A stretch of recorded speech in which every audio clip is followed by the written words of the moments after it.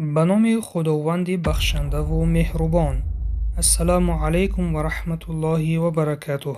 دوستان عزیز، درسی تجوید را از کتاب تجوید تصویری که مؤلف آن دکتر ایمن رشدی سوید می باشند دوام می دهیم و در درس قبلی تا حکمهای حرف را آمدیم و امروز درس را دوام می دهیم. حرف را 3 تا حکم دارد. یکم، حرف را در 8 حالت تفخیم یعنی غفظ خوانده می شود. دویم، در 4 حالت ترقیق یعنی باریک خوانده می شود. و سیوم، در 2 حالت تفخیم و ترقیق جایز است. اکنون می گذریم به آن حالت هایی که غفظ خوانده می شود. یکم، اگر حرف را فتحه داشته باشد. ببینید در کلمه رمضان حرف را فتحه دارد، غفظ خوانده می شود. رمضان، رمضان نه رمضان. دویم، اگر خود را ساکن بوده حرفی پیش از آن فتحه داشته باشد مانند مریم.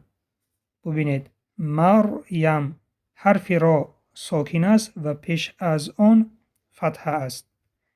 حالت سیوم، اگر را ساکن حرفی پیش از آن ساکن غیر حرفی یا بوده پیش از آن فتحه باشد مانند والعصر.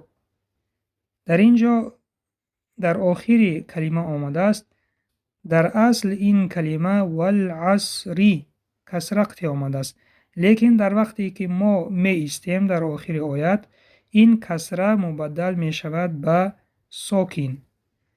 و ببینید حرف را ساکن حرفی پیش از آن نیز ساکن غیر یا یعنی حرف یا نیست، دیگر حرف ها و پیش از آن فتحه حرف عین با فتحه در این حالت نیز غفظ خوانده می شود. والعصر، والعصر نه والعصر غفظ می خونیم. و چهارم حالت، اگر را ضمه داشته باشد مانند کفرو. ببینید حرف را ضمه دارد. و پنجم حالت، اگر حرف را ساکن و حرفی پیش از آن بوده حرکت ضمه داشته باشد مانند القرآن. ببینید حرف را ساکن دارد و پیش از آن حرف قاف با ضمه آمده است. القرآن. و حالت ششم، اگر حرف را و حرفی پیش از آن بوده ساکن و پیش از آن ضمه باشد. ببینید در کلمه خسر در اینجا نیز در اصل خسرین بعد از را تنوین است، لیکن به سبب ایستادن این تنوین به ساکن مبدل می گردد و می شود خسر. ببینید حرف را با ساکن، پیش از را حرف سین نیز با ساکن و پیش از حرف سین حرف خا با ضمه. خسر. در چنین حالت نیز غفظ خوانده می شود.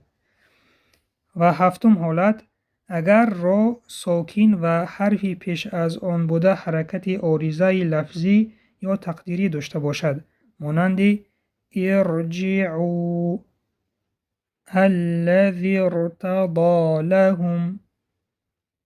ببینید حرف را با ساکن آمده است و پیش از آن حرکت عارضه لفظی یا تقدیری آمده است، یعنی الف با همزه وصل آمده است. در اینجا نیز ببینید الف با همزه وصل. ارجعوا غفظ خوانده می شود. و هشتم، اگر حرف را ساکن بوده پیش از آن کسره و در خود همان کلمه حرف استعلایی که حرکت غیر کسره داشته باشد مانند و ارصاد. ببینید حرف را با سکون آمده است، پیش از آن کسره آمده است و بعد از حرف را حرف صاد با حرکت های فتحه و ضمه باشد نه با کسره. و ارصاد و ببینید قوس میخونیم. و ایرن و ارصاد قرطاس قرن قرطاس فیر فرقات فیرن فیر قوس میخونیم حرف را رو. فرقات. میگذاریم به حالت هایی که حرف را ترقیق یعنی باریک خوانده می شود. حالت یکم، اگر حرف را کسره داشته باشد به مانند کریم، ریح. دوم، اگر حرف را ساکن و پیش از آن کسره اصلی بوده بعد آن حرف استعلا نباشد مانند فرعون. ببینید حرف را با ساکن پیش از آن کسره و بعد از حرف را حرف غیر حرف استعلا. فرعون. اگر حرف استعلا میشد بعد از حرف را، ما را قوس میخوندیم به مانند قاعده در بالا بود. اینجا ببینید قرطاسین قرطاسین. در اینجا بعد از حرف را حرفی تا آمده است، به این سبب حرف را قوس خواندیم. اگر بعد از حرف را حرف های استعلا نآیند، چون که در این مثال دیدیم حرف استفاله از حرف عین، به این سبب را باریک خوانده می شود. فرعون. و حالت سیوم، اگر را ساکن پیش از آن حرف ساکن غیر استعلا بوده و پیش از آن کسره باشد مانند حجر. ببینید در اینجا نیز حرف را با کسره بود، ولیکن در وقت ایستادن این کسره مبدل گشت به ساکن و حرف را ساکن و حرف پیش از آن نیز ساکن دارد و حرف پیش از آن کسره دارد، یعنی ساکن ساکن کسره. در چنین حالت نیز حرف را باریک خوانده می شود. حجر. و مثال دیگر کلمه قدیر. در اینجا نیز حرف را حرکت تنوین اون را دارد، قدیرون، لیکن در وقت ایستادن این تنوین اون به ساکن مبدل گشت و پیش از حرف را حرف یا آمد و پیش از آن کسره آمد. به این سبب نیز در اینجا حرف را باریک میخونیم، قدیر.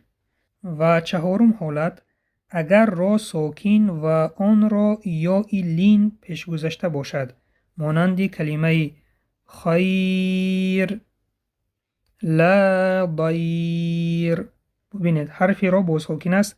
در اینجا نیز حرف را خیرین با تنوین این بود، لیکن در وقت وقف کردن، در وقت ایستادن این تنوین مبدل گشت به ساکن و پیش از حرف را حرف یا با ساکن آمد که این را یا لین یا مد لینی میگویند، خیر. و مثال آخر لا ضیر. در اینجا نیز حرف را با ساکن است، پیش از آن حرف یای لین مد لینی آمد. در اینجا نیز حرف را باریک خوانده می شود، لا ضیر. و می گذاریم به آن دو حالتی که جایز بودن تفخیم یا ترقیق در را، یعنی جایز است یا که قوس خوانیم تفخیم یا که ترقیق باریک خوانیم. یکم حالت، اگر را ساکن پیش از آن کسره و بعد آن حرف استعلای کسره دار باشد و این در حالت وصل یا این در حالت وقف به وجود می آید. اما هنگام وقف با ساکن پس در را تنها تفخیم کرده می شود از جهت دور شدن سببی که تقریر را به وجود می آورد که آن کسره حرف استعلا یعنی حرف قاف می باشد. خلاصه در وقت پیوست خواندن این کلمه ها را باریک می خونیم و در وقت وقف کردن یعنی ایستادن بعد از کلمه فرق را تفخیم یعنی قوس می خونیم، فرق. و می گذاریم به حالت دوم، جایز بودن تفخیم و ترقیق در حرف را. دوم این اگر خود را ساکن و پیش از آن حرف استعلای ساکن آید که پیش از آن حرف کسردار باشد، مانند کلمه القطری و مصر، و ساکن را اینجا به سبب وقف است، یعنی در وقت ایستادن وقف کردن. این فتحه که در بالای را است و این کسره که در زیر را است، اینها به ساکن مبدل می گردند. امام ابن جزری رحمت خداوند بر او در کلمه مصر تفخیم و در کلمه القطری ترقیق را اختیار کرده است برای رعایه وصل، اما در حالت وصل البته را در کلمه مصر تفخیم می شود، زیرا فتحه دارد، و در کلمه القطری ترقیق می شود، باری خوانده می شود را به سببی که کسره دارد. شکل زبان هنگام تلفظ را در حالت تفخیم و ترقیق.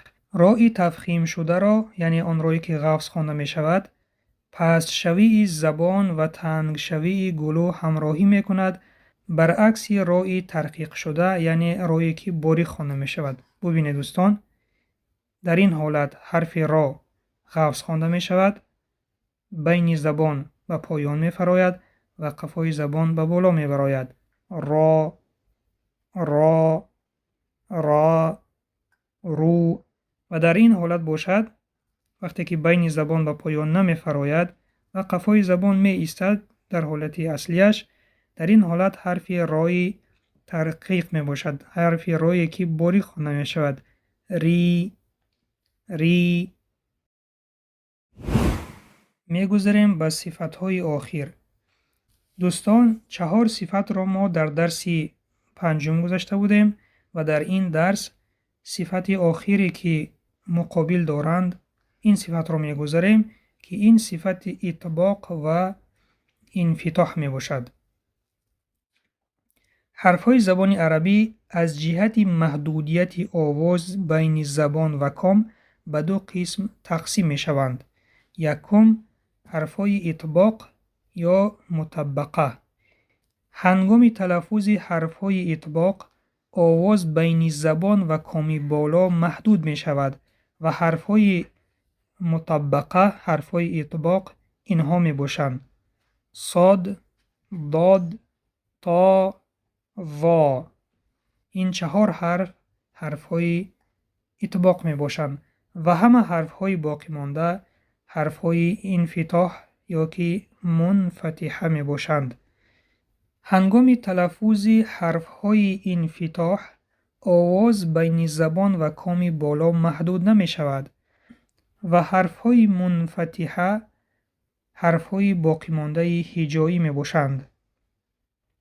حرفهای مطبقه یعنی حرفهای اطباق از جهت محدودیت آواز در تلفظ حرفهای مطبقه بین زبان و کام بالا محدود می شود. در اینجا مثال آورده است حرف وا را. ببینید وقتی که ما وا می گوییم قفای زبان به بالا می رود و آواز بین زبان و بین کام بالا محدود می شود. وا، تا، سا، دا. حرفهای منفتحه از جهت محدودیت آواز. در تلفظ حرفهای منفتحه آواز بین زبان و کام بالا محدود نمی شود. در اینجا مثال آورده است حرف کف را. ببینید وقتی که ما حرف کف را تلفظ می کنیم اک، ک، کی، کو، قفای زبان برداشته می شود و هوا باشد به بیرون می براید. مقایسه بین حرفهای اطباق و انفتاح، استعلا و استفاله.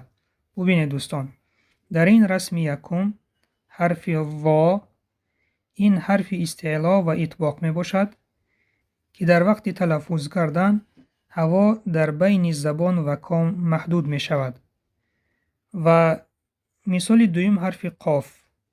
حرف قاف حرف استعلا و انفتاح است و در وقت تلفظ کردن ببینید هوا بین زبان و کام محدود نمی شود بلکه کمی به پیش می رود هوا. اق، اق، قا، قی. و مثال سوم این حرف کف. حرف کف حرف استفاله و انفتاح است که در وقت تلفظ کردن اک، کا، کی، کو قفای زبان به کام می رسد و هوا باشد به پایان می براید. قاعده: حرف‌های استعلا 7 بوده به 2 قسم تقسیم می شوند. یکم حرف‌های استعلا و اطباق، یعنی این 4 حرف صفت اطباق را نیز دارند. حرف‌های صاد، داد، طا و ظا. دوم حرف‌های استعلا و انفتاح، یعنی 3 حرف باقی مانده صفت انفتاح را دارند. غین، خا و قاف.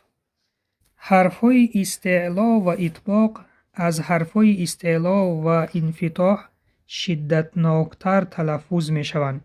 یعنی این 4 حرف از این 3 تا دیده شدتناک یعنی غفستر تلفظ می شوند.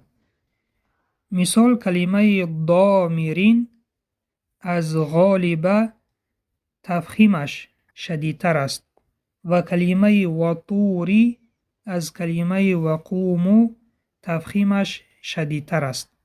و این چونین کلمه های ضیز، عظیم از کلمه های قیل و غیض و خیفه تفخیمش شدیدتر است. با همین درس امروزه را به انجام می رسانیم. سبحانك اللهم و بحمدك نشهد ان لا اله الا انت نستغفرك و نتوب الیک. السلام علیکم و رحمت الله و برکاته.